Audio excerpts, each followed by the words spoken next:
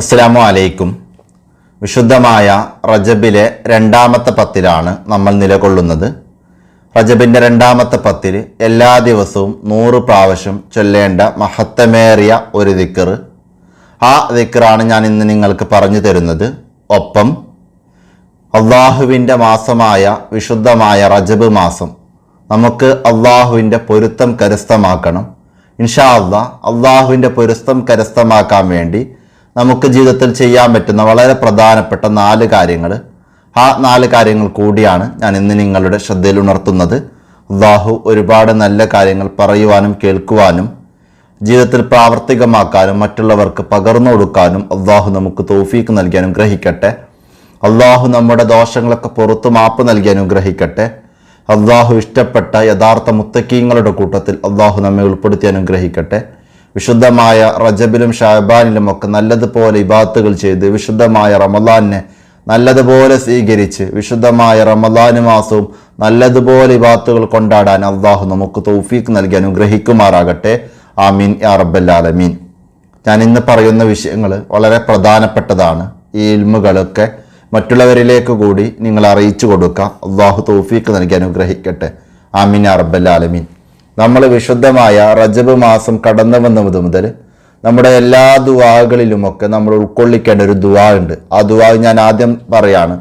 അല്ലാഹുമ്മ ബാരിക് ലനാ ഫി റജബിൻ വ ശഅബാൻ വബല്ലിഗ്നാ റമദാൻ എന്നുള്ള ദുആ. അത് നേരത്തെ ഞാൻ ചില വീഡിയോകളിൽ പറഞ്ഞിട്ടുണ്ട്. അതായത് അല്ലാഹുമ്മ ബാരിക് ലനാ ഫി റജബിൻ വ ശഅബാൻ, അല്ലാഹുവേ റജബിലും ഷഅബാനിലും നമുക്ക് നീ ബർക്കത്ത് നൽകണം. വബല്ലിഗ്നാ റമദാൻ, അള്ളാഹുവെ റമദാൻ മാസത്തിലേക്ക് നമ്മെ നീ എത്തിക്കണം. അപ്പോൾ ഇൻഷാ അല്ലാഹ് ഈ ദുആ നമ്മുടെ എല്ലാ ദുആകളിലും എപ്പോഴും ഉൾപ്പെടുത്തുക. ഇനി ഞാൻ പറഞ്ഞു വിശുദ്ധമായ റജബിൽ രണ്ടാമത്തെ പത്തിൽ പ്രത്യേകം ചൊല്ലേണ്ടത്, അതായത് സുബ്ഹാനല്ലാഹിൽ അഹദിസ് സമദ്. ഏതാണ്? സുബ്ഹാനല്ലാഹിൽ അഹദിസ് സമദ്, സുബ്ഹാനല്ലാഹിൽ അഹദിസ് സമദ്, സുബ്ഹാനല്ലാഹിൽ അഹദിസ് സമദ് എന്നിങ്ങനെ എല്ലാ ദിവസവും അധികമായിട്ട് നമ്മൾ ചൊല്ലാം. പ്രത്യേകിച്ച് വിശുദ്ധമായ റജബിലെ രണ്ടാമത്തെ പത്തിൽ എല്ലാ ദിവസവും പറ്റുമെങ്കിൽ 100 പ്രാവശ്യം വീതം നമ്മൾ ഈ ദിക്ർ ചൊല്ലാം. മാക്സിമം നമ്മൾ അധികരിപ്പിക്കുക. ഏതാണ് ദിക്ർ? സുബ്ഹാനല്ലാഹിൽ അഹദിസ് സമദ്. എല്ലാവരും ഒന്ന് പറയാ, സുബ്ഹാനല്ലാഹിൽ അഹദിസ് സമദ്, സുബ്ഹാനല്ലാഹിൽ അഹദിസ് സമദ്. ഇങ്ങനെ ഈ ദിക്റാണ് നമ്മൾ കൂടുതലായിട്ട് വിശുദ്ധമായ റജബില് രണ്ടാമത്തെ പത്തിൽ നമ്മൾ ചൊല്ലേണ്ടത്. അല്ലാഹു തൗഫീഖ് നൽകി അനുഗ്രഹിക്കുമാറാകട്ടെ. ആമീൻ യാ റബ്ബൽ ആലമീൻ. ഇനി ഞാൻ നിങ്ങളോട് പറഞ്ഞു, അള്ളാഹുവിൻ്റെ മാസമായ ഈ വിശുദ്ധമായ റജബ്, ഇതിൽ നമുക്ക് അള്ളാഹുവിൻ്റെ പൊരുത്തം കരസ്ഥമാകണം. അതായത് റജബിനെ വേണ്ടതുപോലെ സ്വീകരിച്ചാൽ അള്ളാഹു നമുക്ക് ഷഅബാനെ നല്ലതുപോലെ സ്വീകരിക്കാനുള്ള തൗഫീഖ് തരും. അതും കൂടി കഴിഞ്ഞാൽ വിശുദ്ധമായ റമദാനെയും നല്ലതുപോലെ സ്വീകരിക്കാൻ ഒരു തൗഫീഖ് കിട്ടും. അപ്പോൾ റജബിനിൽ തന്നെ നമ്മൾ എല്ലാ അർത്ഥത്തിലും റമദാനിലേക്ക് മുന്നൊരുങ്ങണം. അങ്ങനെ അള്ളാഹു പൊരുത്തപ്പെട്ട ഒരു ജീവിതം ആഗ്രഹിക്കുന്ന ഒരു വ്യക്തി ആദ്യമായിട്ട് ചെയ്യേണ്ട ഒരു കാര്യം എന്നുള്ളത്, അള്ളാഹു വിരോധിച്ച കാര്യങ്ങൾ, അള്ളാഹു ചെയ്യാൻ പാടില്ല എന്ന് പറഞ്ഞ കാര്യങ്ങളിൽ നിന്ന് മാക്സിമം മാറി നിൽക്കുകയും അള്ളാഹു കൽപ്പിച്ച കാര്യങ്ങൾ ചെയ്യുകയും ചെയ്യുക എന്നുള്ളതാണ്. ഞാൻ ഈ പറയുന്ന പോയിന്റുകൾ കൃത്യമായി ശ്രദ്ധിക്കണം. അള്ളാഹു വിരോധിച്ചതെന്നറിയുമ്പോൾ നമുക്കറിയാം ഒരുപാട് വൻപാപങ്ങളുണ്ട്. കള്ള് കുടിക്കുക, വ്യഭിചരിക്കുക, അതേപോലെ തന്നെ ഒരുപാട് വലിയ വലിയ ദോഷങ്ങളുണ്ട്. അതുപോലെ കളവ് പറയുക, ഇങ്ങനെയുള്ള എല്ലാ കാര്യങ്ങളുണ്ട്. ഇതിൽ നിന്നൊക്കെ നമ്മൾ മാറി നിൽക്കണം. കൃത്യമായി ശ്രദ്ധിക്കുക. മോഷ്ടിക്കുക, കൊള്ള ചെയ്യുക, ഇതിൽ നിന്നൊക്കെ നമ്മൾ മാറി നിൽക്കണം. ഇങ്ങനെ ഇതിൽ നിന്നൊക്കെ നമ്മൾ പലപ്പോഴും മാറി നിൽക്കുന്നുണ്ടാകും. എന്നാൽ നമ്മുടെ കൂട്ടത്തിൽ പല ആളുകളും മാറി നിൽക്കാത്ത കുറച്ച് പ്രശ്നങ്ങളുണ്ട്. അതായത് ഗീബത്ത്, പരദൂഷണം പറയുക, നമീമത്ത് പറയുക, ഇതിൽ നിന്നൊക്കെ പലപ്പോഴും നമ്മൾ വഞ്ചിക്കപ്പെടുകയാണ് ചെയ്യുന്നത്. നമ്മൾ പലപ്പോഴും അറിയാതെ തന്നെ എത്ര പേരെ കുറ്റം പറയുന്നുണ്ട്. ഒരു 3 പേരെ നമ്മളൊന്ന് ഒന്നിച്ച് കിട്ടുമ്പോൾ മറ്റൊരുത്തനെ പറ്റി നമ്മൾ പറഞ്ഞു പോകും. പലപ്പോഴുമായിട്ട്, പ്രത്യേകിച്ച് ഈ സോഷ്യൽ മീഡിയ കാലത്തൊക്കെ എത്രയെത്ര മോശമായ രൂപത്തിലാണ് ഓരോരുത്തരും മറ്റുള്ളവരെ കുറിച്ച് പറയുന്നത്. അത് ഇന്ന് നമ്മുടെ സമയം പോക്കിൻ്റെ പ്രധാനപ്പെട്ട ഒരു കാരണമായിട്ട് മാറി.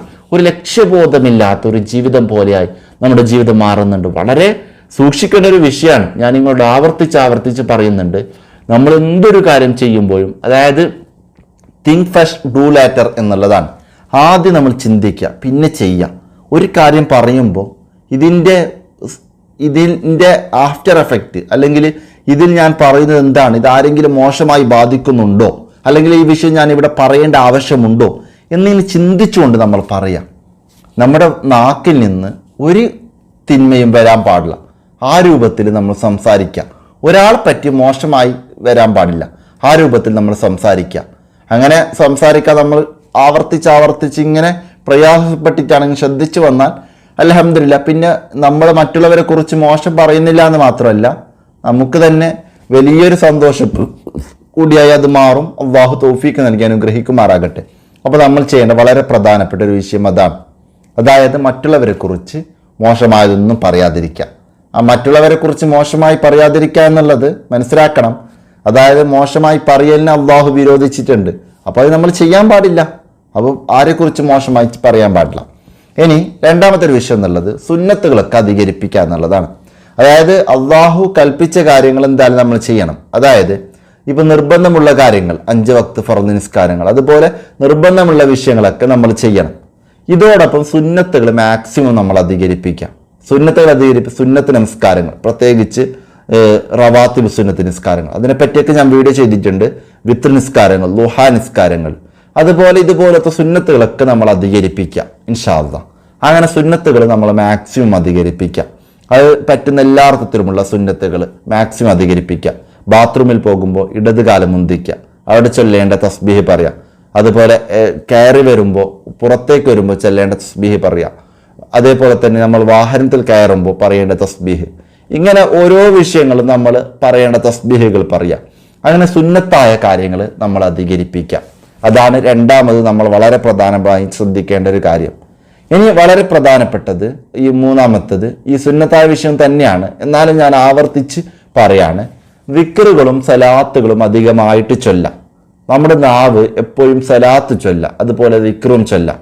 അങ്ങനെ വിക്റും സലാത്തും അധികമായിട്ട് ചെല്ലുന്നൊരവസ്ഥയിലേക്ക് ഇൻഷാ അല്ലാഹ് നമ്മൾ മാറണം. നമ്മൾ അനാവശ്യമായിട്ടുള്ള കാര്യങ്ങൾ സംസാരിക്കുന്നതിനൊക്കെ പകരം നമുക്ക് പറ്റുന്ന രൂപത്തിൽ വിക്റ് ചൊല്ലാം. ഒരു കൗണ്ടർ എപ്പോഴും കയ്യിൽ കരുതുന്നത്, അല്ലെങ്കിൽ ഒരു ചെറിയ തസ്ബീഹ് മാല കയ്യിൽ കരുതുന്നത് നല്ലതാണ്. അങ്ങനെ അതില്ലെങ്കിലും നമ്മുടെ എണ്ണം വെച്ച് നമുക്ക് ചൊല്ലാവുന്നതാണ്. എണ്ണം വെച്ചില്ലെങ്കിലും നമുക്ക് പറ്റുന്ന രൂപത്തിൽ നല്ല വിക്റുകൾ പറയാം. സലാത്തുകൾ അധികമായിട്ട് നമ്മൾ ചൊല്ലാം. അത് വളരെ പ്രധാനപ്പെട്ട ഒരു വിഷയമാണ്.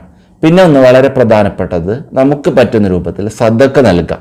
അതായത് ഒരാൾ വന്നാൽ, നമ്മുടെ അടുത്തൊരു പാവപ്പെട്ട ആളുകൾ വന്നാൽ അവർക്ക് നമ്മൾ എന്തെങ്കിലും കൊടുക്കാം. നമുക്ക് പറ്റുന്ന രൂപത്തിൽ ഉള്ളതെന്തെങ്കിലും കൊടുക്കാം. ഇനി നമുക്ക് അങ്ങനെ കൊടുക്കാൻ പറ്റുന്നില്ല എങ്കിൽ, നമ്മുടെ പക്കൽ എന്തുമില്ല എങ്കിൽ, നമ്മൾ ചുരുങ്ങിയത് നല്ലൊരു സംസാരെങ്കിലും അവരോട് സംസാരിക്കുക, ഒന്ന് പുഞ്ചിരിക്കുക. ഇപ്പോൾ വീട്ടിലേക്ക് ഒരാൾ വന്നു, അപ്പോൾ ഇത് പാവപ്പെട്ടവരാണ്, ഒന്നും നമ്മൾ കയ്യിലൊന്നും ഇപ്പോൾ ഇല്ല. അതേ സമയത്ത് വെള്ളം വേണമെന്ന് വെച്ചിട്ടൊരു വെള്ളമെങ്കിലും കൊടുക്കുക, അവർക്കൊന്നൊരു സമാധാനമുള്ളൊരു വാക്ക് പറയാം. ഇൻഷാ അല്ലാഹ് ഇങ്ങനെയൊക്കെയാണ് നമ്മുടെ ജീവിതത്തെ നന്നാക്കാൻ പറ്റുക. അല്ലാഹു തൗഫീക്ക് നൽകി അനുഗ്രഹിക്കട്ടെ. ആമീൻ യാ റബ്ബൽ ആലമീൻ. ഈ ഞാൻ പറഞ്ഞ വിഷയങ്ങളൊക്കെ ആദ്യം ഞാൻ എൻ്റെ സ്വന്തം ശരീരത്തോടും പിന്നെ നിങ്ങളെയും സൂചിപ്പിക്കുകയാണ്. അല്ലാഹു ഒരുപാട് നല്ല കാര്യങ്ങൾ ജീവിതത്തിൽ പറയാനും കേൾക്കാനും മറ്റുള്ളവർക്ക് പകർന്നു കൊടുക്കാനും അല്ലാഹു നമുക്ക് തൗഫീക്ക് നൽകി അനുഗ്രഹിക്കട്ടെ. ആമീൻ യാ റബ്ബൽ ആലമീൻ. അല്ലാഹു അവൻ്റെ വിശുദ്ധമായ യഥാർത്ഥ മുത്തക്കീങ്ങളുടെ മുഅ്മിനീങ്ങളുടെ കൂട്ടത്തിൽ അല്ലാഹു നമ്മെ ഉൾപ്പെടുത്തട്ടെ. നമ്മുടെ ദോഷങ്ങളൊക്കെ പുറത്ത് മാപ്പ് നൽകി അനുഗ്രഹിക്കട്ടെ. നമ്മുടെ കൂട്ടത്തിൽ ഒരുപാട് പ്രയാസങ്ങളും വിഷമങ്ങളും അനുഭവിക്കുന്ന ഒരുപാട് പേരുണ്ട്. അല്ലാഹു എല്ലാവർക്കും സമാധാനവും സന്തോഷവും നൽകി അനുഗ്രഹിക്കട്ടെ.